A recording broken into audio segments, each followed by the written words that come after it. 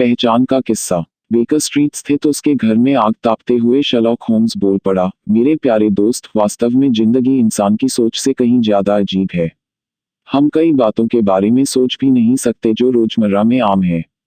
अगर हम हाथों में हाथ डाले खिड़की के बाहर उड़ते हुए इस शहर पर नजर डालें, धीमे से छतों को हटा दे और देखें कि कितनी अजीब अजीब बातें हो रही हैं, कितने विचित्र संयोग, कितनी योजनाएं, कितनी अड़चनें, घटनाओं का अद्भुत क्रम जो पीढ़ियों से चला आ रहा है और जिनके नतीजे उतने ही चौंकाने वाले हैं, तो मनगढ़ंत किस्सों की सभी अटकलें बेकार लगने लगेंगी।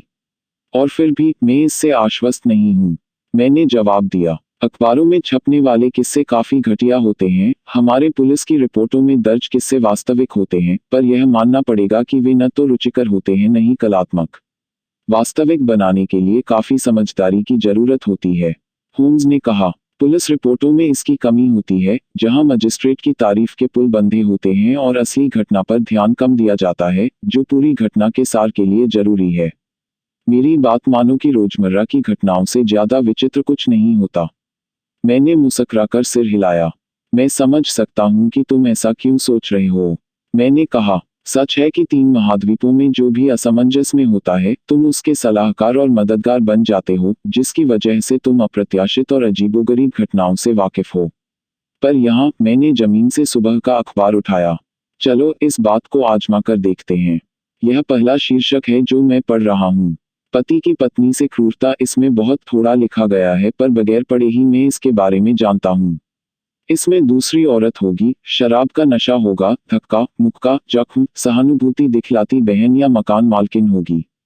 घटिया से घटिया लेखक भी इससे ज्यादा घटिया लेख नहीं लिख सकता।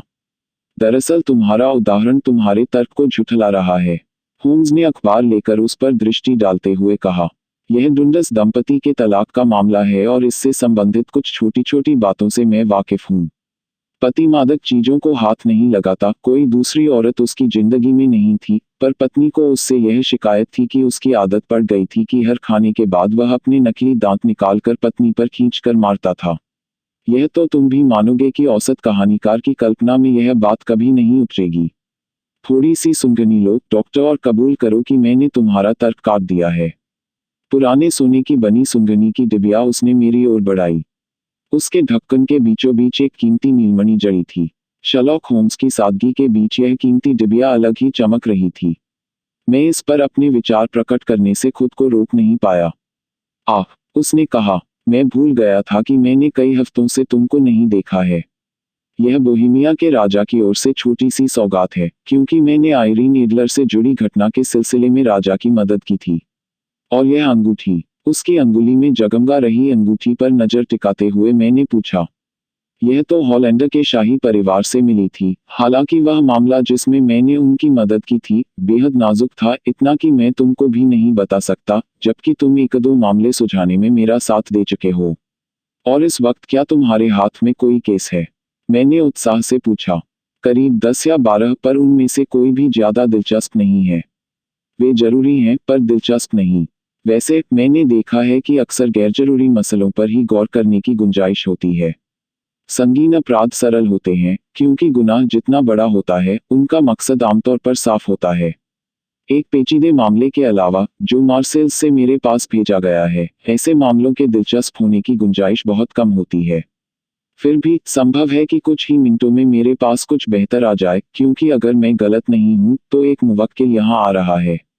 वह अपनी कुर्सी से उठ गया था और 2 पर्दों के बीच में खड़ा होकर लंदन की उस बदरंग बेजान सड़क को देख रहा था। उसके कंधे के ऊपर से मैंने देखा कि सड़क के उस पार पैदल पथ पर एक विशालकाय स्त्री खड़ी थी, जिसकी गर्दन पर भारी फर का बोआ लटका था और चौड़े से हैट में बड़ा लाल रंग का पनखटका था, जो कान के ऊपर फैशनेबल तरीके से झुका हुआ था। इस विशाल हैट के नीचे से उसने घबराते हिचकते हुए हमारी खिड़की की ओर देखा। ऐसा करते समय उसका शरीर आगे पीछे लहरा रहा था और उसकी अंगुलियां दस्तानों के बटनों के साथ खेल रही थीं।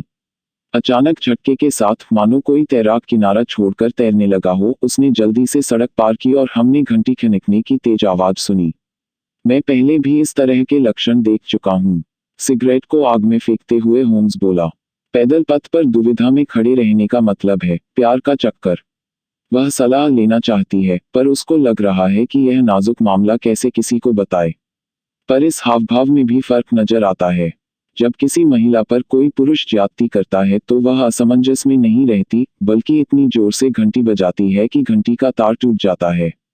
इस महिला से हम समझ सकते हैं कि यह है तो प्यार का ही चक्कर, पर युवती नाराज कम है, दुखी और परेशान ज्यादा। अब हमारे सवालों का जवाब देने यह खुद ही हाजिर हो गई है।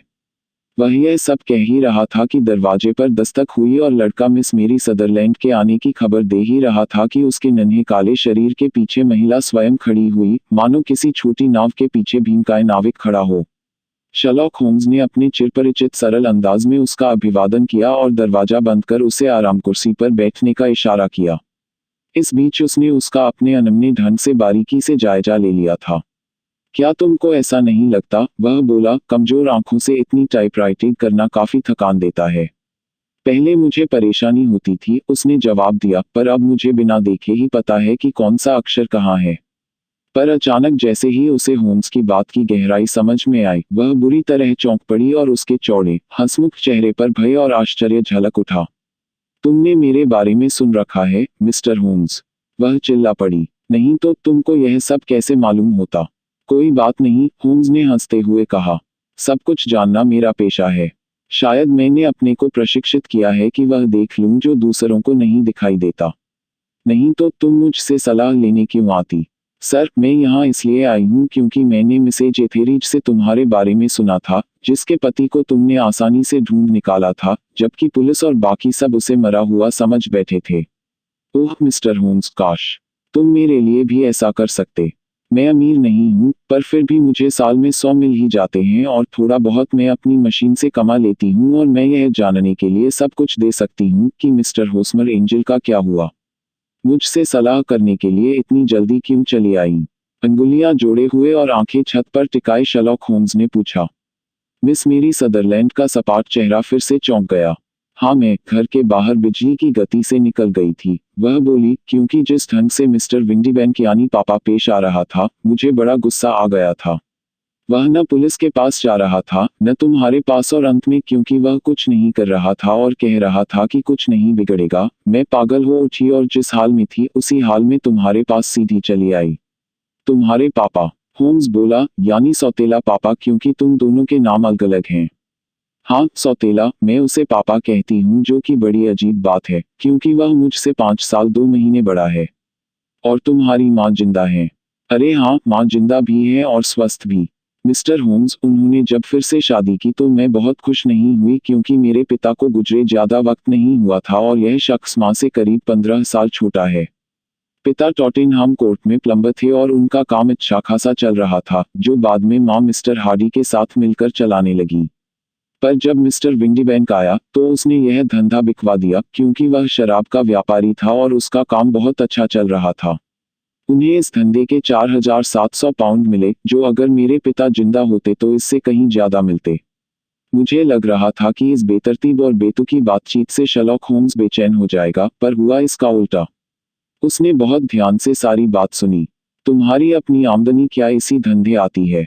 उसने पूछा। अरे नहीं सर, वह इससे बिल्कुल अलग है और ऑकलैंड में अंकल नेड मेरे लिए छोड़ गए थे। वह न्यूजीलैंड स्टॉक में है और 4.5% मिलता है।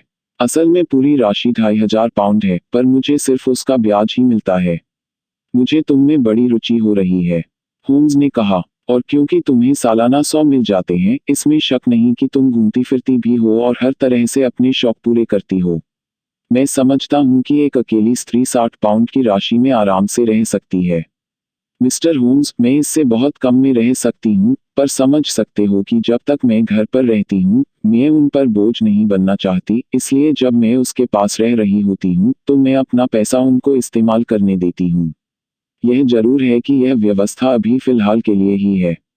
मिस्टर विंडीबैंक हर 15 दिनों में ब्याज ले आता है और मेरी माँ को देता है, और मैं टाइपराइटिंग की कमाई पर आराम से रह सकती हूँ। इससे मुझे एक शीट के 2 पेन्स मिलते हैं और अक्सर मैं दिन में 15 से 20 शीट कर लेती हूँ।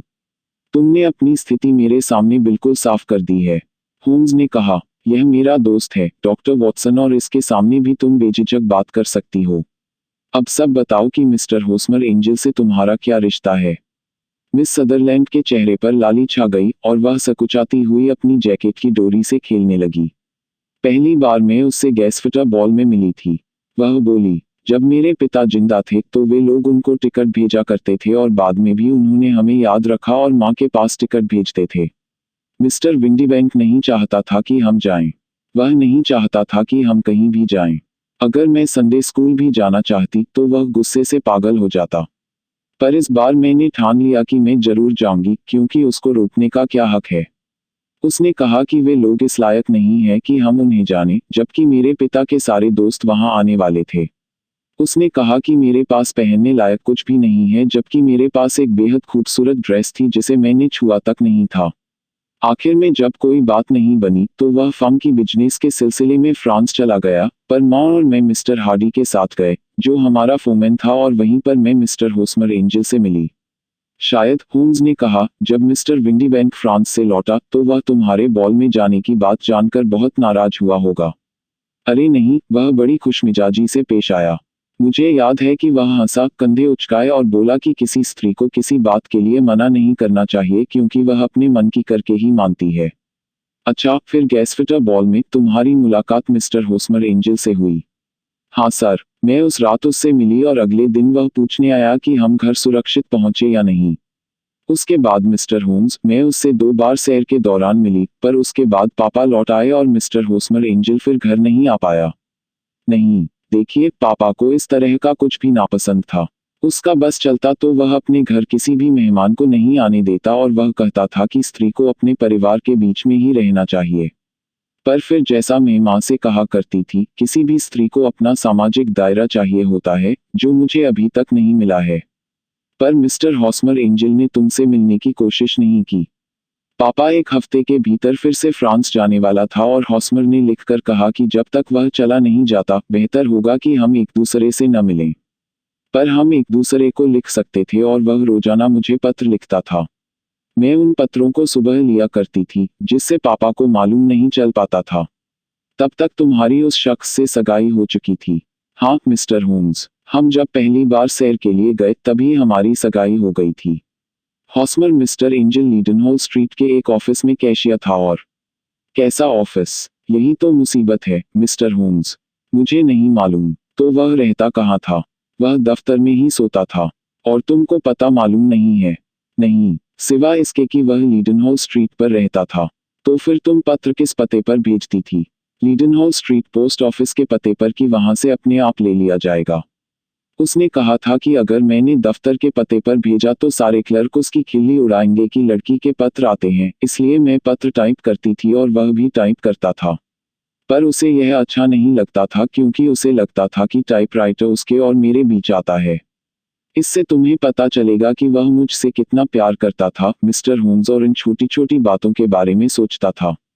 बिल्कुल, होम्स बोला। मेरा हमेशा से मानना रहा है कि छोटी छोटी बातें ही सबसे ज्यादा महत्वपूर्ण होती हैं। मिस्टर हॉस्मर एंजल के बारे में और कुछ याद है तुम्हें? वह बड़ा संकोची था मिस्टर होम्स। वह मेरे साथ शाम को घूमना पसंद करता था, सवेरे नहीं, क्योंकि वह कहता था कि उसे किसी का ध्यान अपनी ओर खींचने से नफरत है। बड़ा सज्जन और शांत स्वभाव का, उसकी आवाज भी कोमल थी। जब वह छोटा था तो उसको गले की कोई बीमारी हो गई थी, जिससे उसका गला कमजोर हो गया था और आवाज में फुसफुसाहट आ गई थी। वह हमेशा ढंग के कपड़े पहनता था, साफ सुथरे और सादा, पर उसकी आंखें कमजोर थीं, मेरी तरह, और वह रोशनी से बचने के लिए हमेशा गहरा चश्मा ही पहनता था। अच्छा, और फिर क्या हुआ जब मिस्टर विंडीबैंक, तुम्हारा सौतेला पिता, फ्रांस वापस गया? मिस्टर हॉस्मर एंजल फिर से घर आया और उसने प्रस्ताव रखा कि हम पापा के आने से पहले शादी कर लें। वह बेहद उतावला था और मुझसे वचन लिया गया कि चाहे कुछ भी हो जाए, मैं उसके प्रति वफादार रहूंगी।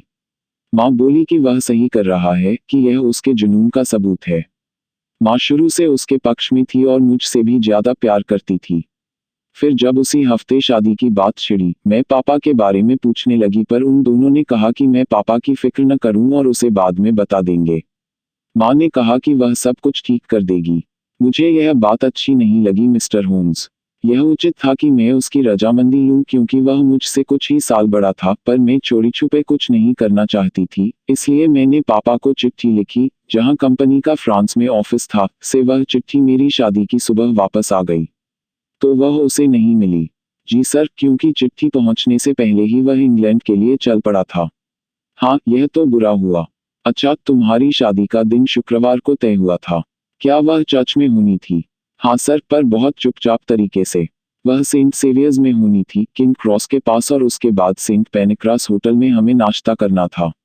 हॉस्मर हैंसम में हमारे पास आया, पर क्योंकि हम दो थे उसने हम दोनों को उसमें लिया और खुद दूसरे चौपहिए में चला गया, जो सड़क पर उस वक्त खड़ी एकमात्र कैब थी। हम पहले चर्च पहुंचे और जब कैब आई तो हमने उसके उतरने का इंतजार किया, पर वह नहीं उतरा, और जब कैब वाले ने उतरकर अंदर देखा तो वहां कोई नहीं था। कैब वाले ने कहा कि उसकी समझ में नहीं आ रहा कि वह कैसे गायब हो सकता है, क्योंकि उसने अपनी आंखों से उसे कैब में बैठते देखा था।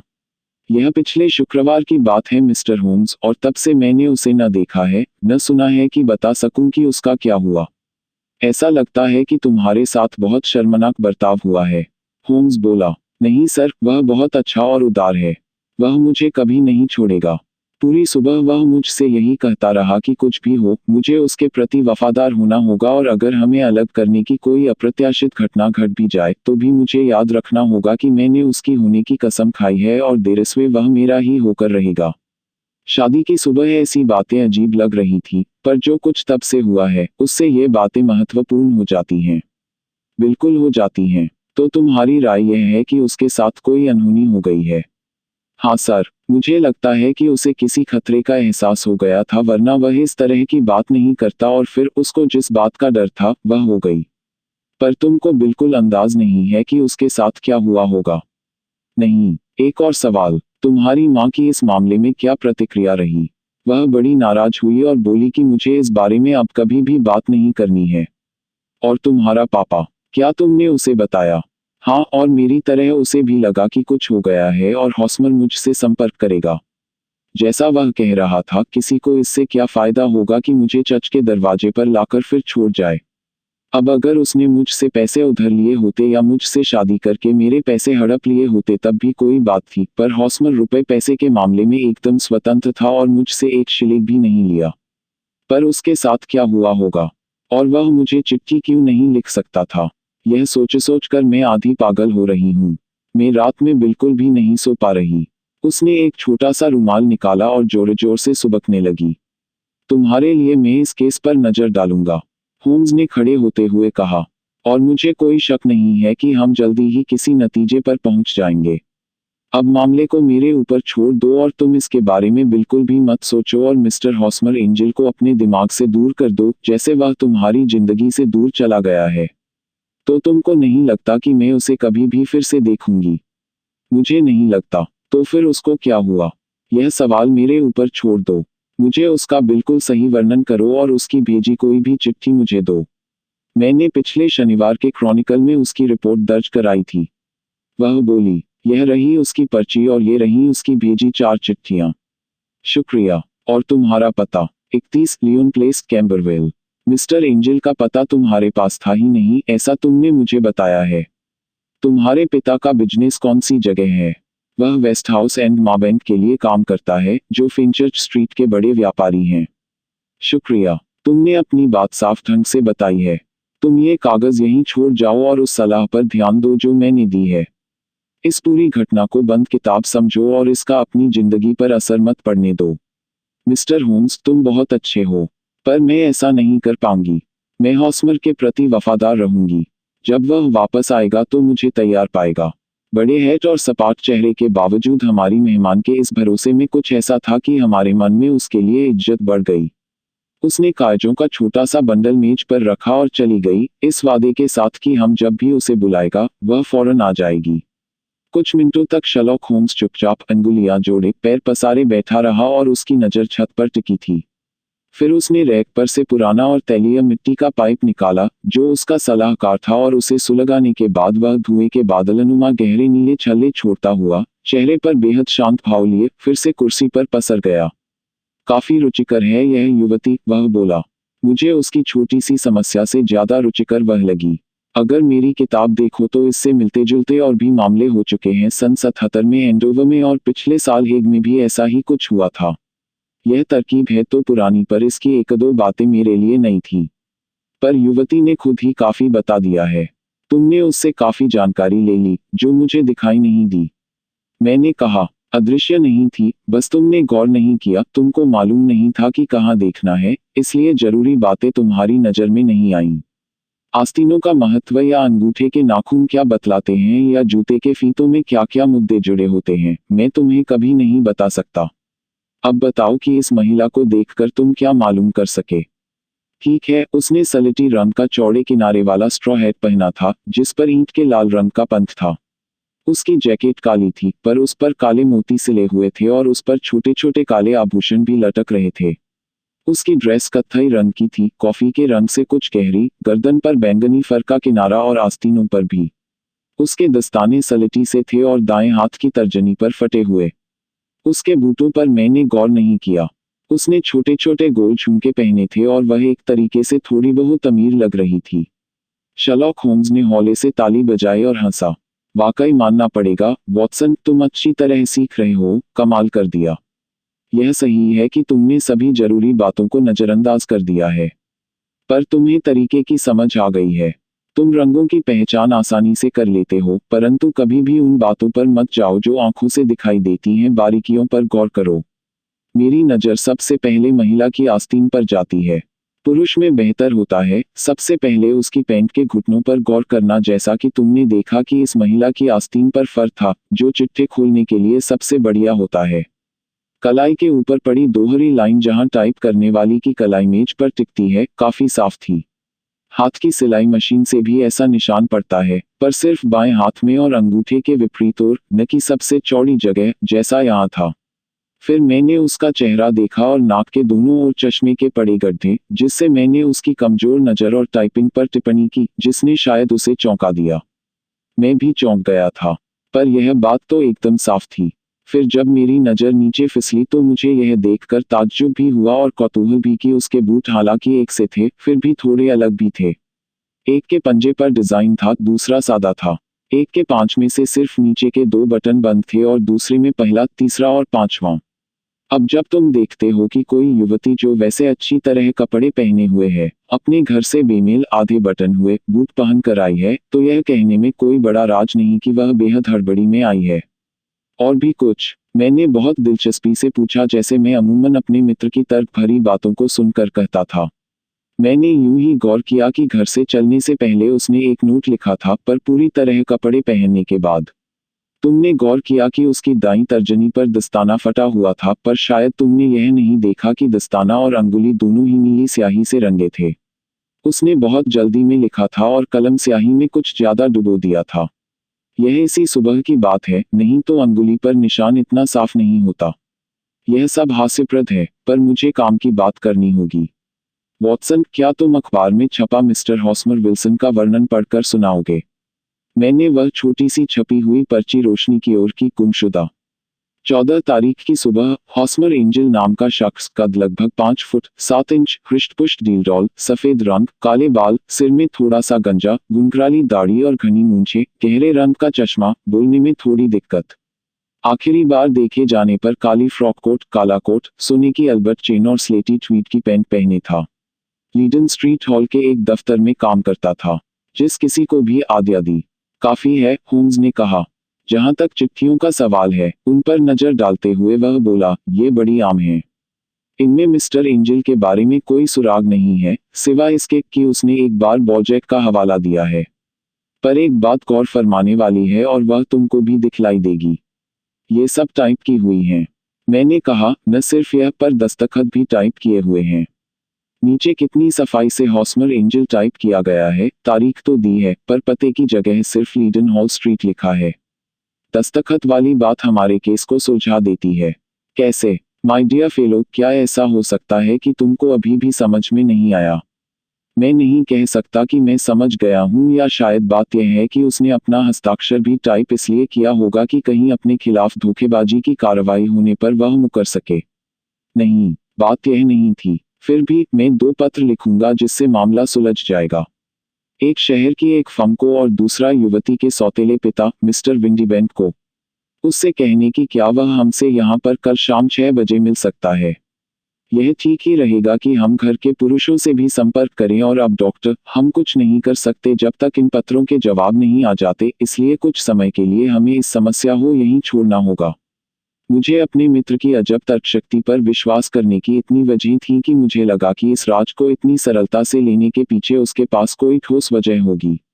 सिर्फ एक बार ही मैंने उसे विफल होते देखा है, बोहेमिया के राजा और आयरीन एडलर फोटो मामले में, पर जब मैंने चार के चिन्ह की खौफनाक दास्तान और लाल रंग का अध्ययन से संबंधित परिस्थितियों के बारे में याद किया, तो मुझे लगा कि जो गुत्थी वह नहीं सुलझा सकता, वह वास्तव में ही बेहद उलझी होगी। उसे काली मिट्टी के पाइप पर कश लेते छोड़ मैं वहां से चला गया, इस भरोसे के साथ कि जब मैं अगली शाम यहाँ आऊंगा, मुझे पता चलेगा कि उसके हाथ में वे सभी सुराग हैं, जिनसे मिस मेरी सदरलैंड के गायब हुए दूल्हे के बारे में पता चलता है। उस वक्त अपने ही पेशे से संबंधित एक गंभीर केस में मेरा ध्यान अटका हुआ था और अगले दिन सारा समय मीन रोगी की शैया के पास बैठा रहा। करीब 6 बजे मैं वहां से निपटा और एक हैंसम पकड़कर बेकर स्ट्रीट पहुंचा, इस डर के साथ कि उस रहस्य को सुलझाने में मदद करने में मुझे देर हो गई है। पर मुझे शर्लॉक होम्स अकेला ही मिला, अपनी आराम कुर्सी पर सिमटे हुए आधी सोई हुई हालत में। बोतलें, टेस्ट ट्यूब और हाइड्रोक्लोरिक एसिड की तीखी गंध ने मुझे बताया कि उसने सारा दिन रसायनों के बीच बिताया था, जो उसे बहुत प्रिय था। क्या तुमने गुत्थी सुलझा ली? अंदर आते हुए मैंने पूछा। हाँ, यह वो रायता का बायसल्फेट है। नहीं, मैं तो केस के बारे में पूछ रहा था। अच्छा मैंने सोचा कि तुम इस सॉल्ट के बारे में पूछ रहे हो जिस पर मैं काम कर रहा हूँ।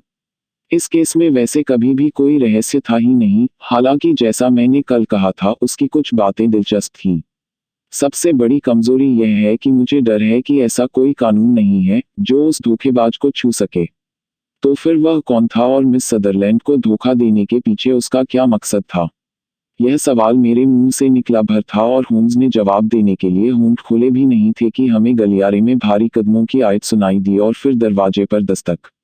यह उस लड़की का सौतेला पिता है, मिस्टर जेम्स विंडीबैंक, होम्स ने कहा। इसने मुझे लिखा था कि 6 बजे आएगा।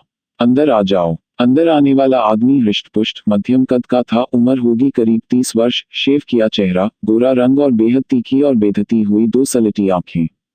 उसने हम दोनों पर सवालिया नजर डाली, किनारे पर अपना चमकता हैट रखा और हल्के से अभिवादन के साथ सबसे नजदीक रखी कुर्सी पर बैठ गया।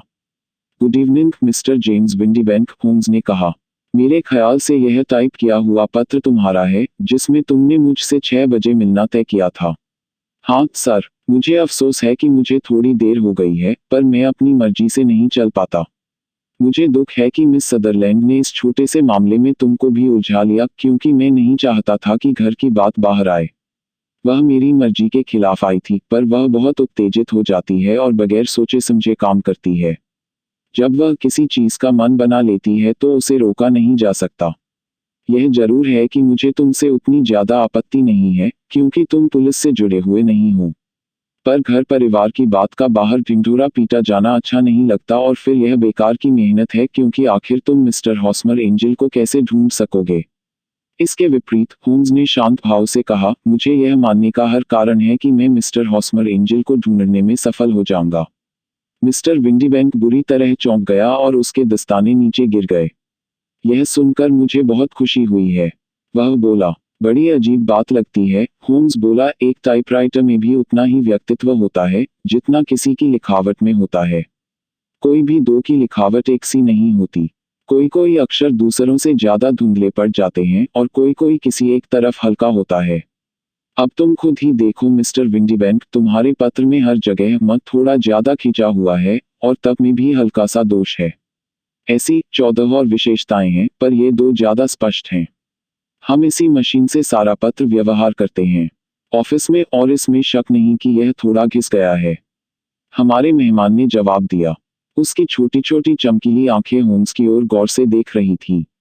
और अब मैं तुमको एक बड़ी दिलचस्प बात दिखाता हूँ, मिस्टर विंडीबैंक, होम्स ने कहा। मैं सोचता हूँ कि एक दिन टाइपराइटर और उसका अपराध से संबंध के ऊपर लेख लिखूंगा। इस विषय पर मैंने थोड़ा बहुत ध्यान दिया है। मेरे पास इस समय गुमशुदा शख्स के 4 पत्र हैं। वे सभी टाइप किए हुए हैं। हर पत्र में न सिर्फ मत धुंधला है और तक की पूंछ नहीं है, पर तुम भी गौर करोगे अगर मेरे मैग्नीफाइंग ग्लास से देखो कि मैंने जो 14 और दोषों के बारे में कहा था, वे सभी इन पत्रों में मौजूद हैं। मिस्टर विंडीबैंक अपनी कुर्सी से उछल पड़ा और अपना हेड उठा लिया। मैं इस तरह की अनापशनाप बातों पर वक्त बर्बाद नहीं कर सकता, मिस्टर होम्स। वह बोला, अगर तुम उस आदमी को पकड़ सकते हो तो पकड़ लेना और मुझे इसकी खबर कर देना। बिल्कुल, उसका रास्ता रोककर दरवाजे पर चाबी लगाते हुए होम्स ने कहा। तुमको फिर यह जानकारी दे ही दूं कि मैंने उसे पकड़ लिया है। क्या? कहाँ? सफेद पड़ते मिस्टर विंडीबैंक ने चूहेदानी में फंसे चूहे की तरह फड़फड़ा कर कहा। ओह, ऐसे नहीं चलेगा, बिल्कुल नहीं चलेगा, होम्स ने होशियारी से कहा। इसमें से निकलने की कोई संभावना नहीं है, मिस्टर विंडीबैंक, यह एकदम साफ है और यह कहकर तुमने मेरी तौहीन की है कि मैं इतना आसान सा केस नहीं सुलझा सकूंगा। अब चुपचाप यहाँ बैठ जाओ और बातचीत करो। हमारा मेहमान कुर्सी पर लुढ़क गया। उसका चेहरा सफेद हो गया था और माथे पर पसीने की बूंदें दिखाई दे रही थी। इस अपराध के लिए सजा नहीं दी जा सकती, वह हकलाया। मुझे इसका बड़ा दुख है कि इस गुनाह के लिए सजा नहीं दी जा सकती। पर आपस में तो यह कहा ही जा सकता है कि यह निहायत ही क्रूर और स्वार्थी गुनाह है जो तुमने किया है, ऐसा मैंने पहले कभी नहीं देखा। अब सारी घटनाओं पर नजर डालते हैं और जहां मैं गलत कहूं, मुझे टोक देना। वह अपनी कुर्सी पर गठरी बना बैठा रहा, उसका सिर छाती पर टिका था, मानो बिल्कुल हताश हो गया हो। होम्स ने अपने पैर मेंटल पीस के कोने पर टिका दिए और जेब में हाथ डालकर पसर गया। उसके बाद मानो खुद से वह बोलने लगा। इस आदमी ने अपने से कहीं अधिक उम्र वाली स्त्री से उसके पैसों के लिए शादी की और उसकी बेटी की कमाई भी तब तक उड़ाने को मिली जब तक वह उनके साथ रह रही थी।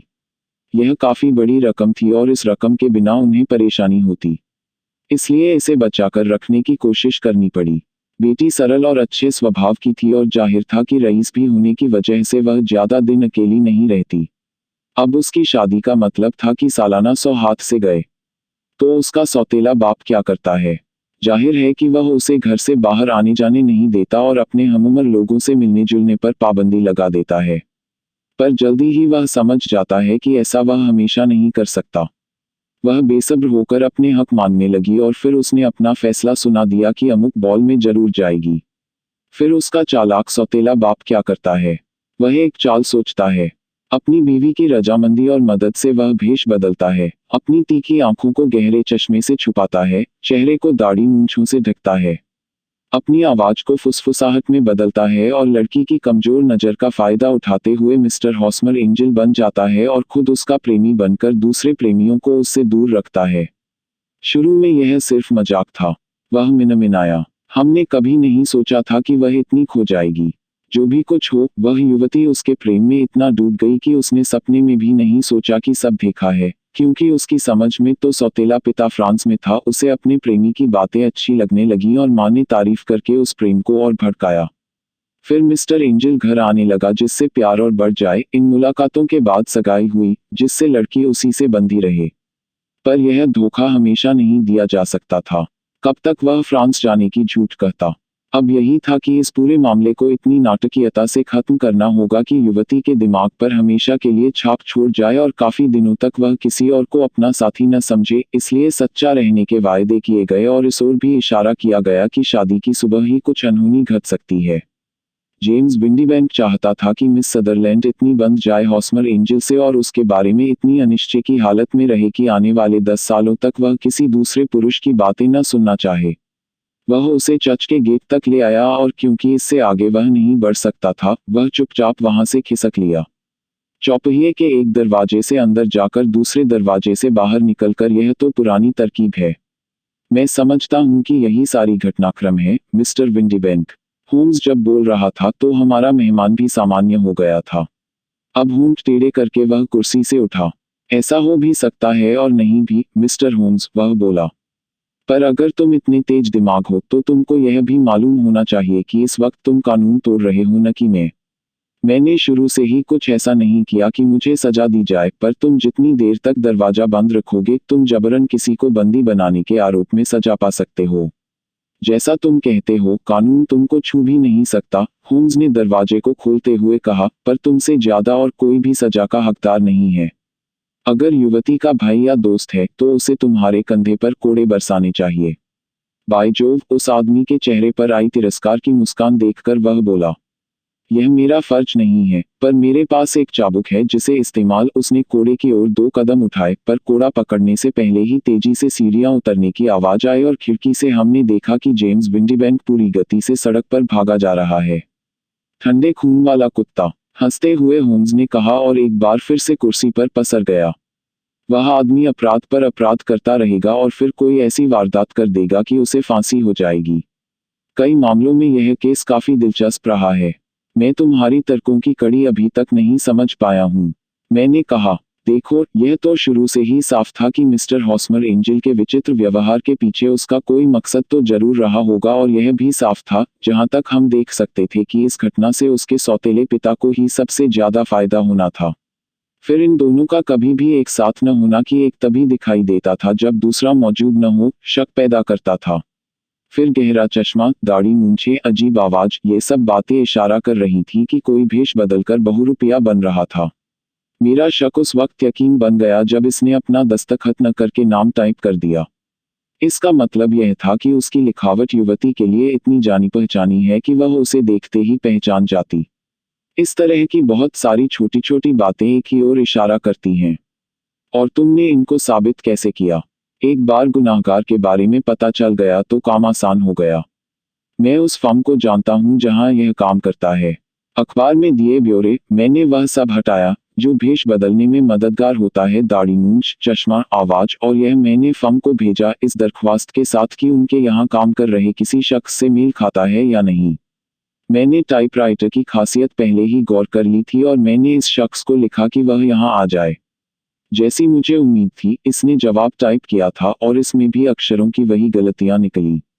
मेरे पास वेस्ट हाउस एंड माबैंक से भी चिट्ठी आई, यह बताने के लिए कि हमारा ब्यौरा उनके एक मुलाजिम जेम्स विंडीबैंक से हूबहू मिलता था।